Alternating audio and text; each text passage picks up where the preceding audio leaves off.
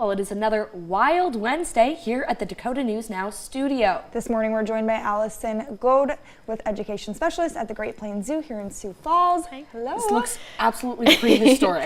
Yes, he keeps sticking his tongue out. I'm like distracted by it. Yeah, this is our prehensile-tailed skink. His name is Komburu. So they are in the lizard family. They're the largest type of skink in the world, and they are an incredibly unique species, mainly because of their tail. So he's doing a good job showing it off today, but prehensile just means he's able to use his tail kind of like an extra leg, so he can wrap it around branches. He's doing it a little bit there so that he can climb trees really well. Wow. Yeah. He moves slowly. As I said that, he's about to run around the studio. We're going to chase him now. Can you tell us a little bit about his natural habitat? Because you wouldn't find something like this in South Dakota. Not around here, no. So they are only found in the Solomon Islands. That is a small chain of islands north of Australia. And so they're living in the rainforests in the very tops of the canopies. So he's moving a lot today. Yeah, now he's active now. Look at him. He's got him moving. He said, I'll show you slow. Yes. Yeah, they are excellent climbers. They spend almost their whole life up in the trees. So all their food, water, and shelter that they need are up in the treetops. So they don't come down to the ground very often. And how long has he been in Sioux Falls here? Yeah, he's been with us most of his life. He's about 14, and he's been with us for about 10 years now. Yeah. And can you tell us a little bit about this kind of family?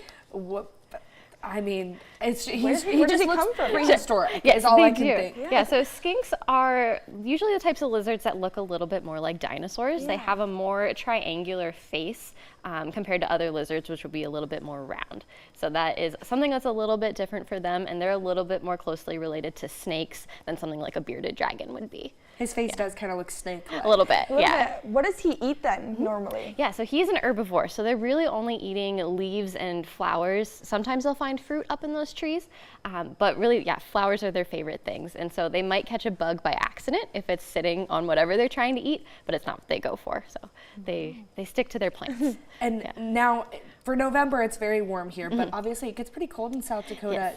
Do they enjoy that? I can't imagine he enjoys the cold weather. Yeah, so we keep him indoors all year round in a temperature-controlled room. So he has a heat lamp that he loves to sit under it in the wintertime especially, but he needs it to be really humid too. So we have to mist his whole area twice a day to make sure that it's nice and warm, nice and humid for him to really make sure his skin is staying healthy. If people, I know, right? He's eyeing me up, honestly. I'm like, he's about to crawl on me or something. I don't know.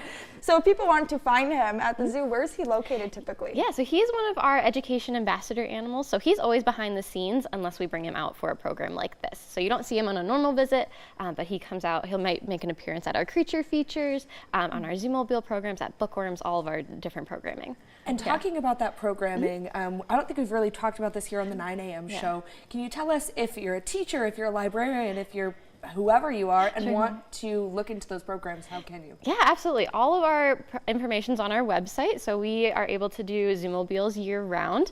The animals we bring always just depends on the season and temperatures, and honestly the animals too, if they want to participate or not. But yes, we're happy to go to any type of library, school, churches, any place. Wow. Yeah. Awesome. Well, thank you so much for being here this morning. He's very well behaved. Yes. And his name? Komburu. Komburu. Yes. I forgot to. I'm so Yes. sorry. Thank you, Komburu. Thank you for being here. Awesome. Thank you so much. Of course.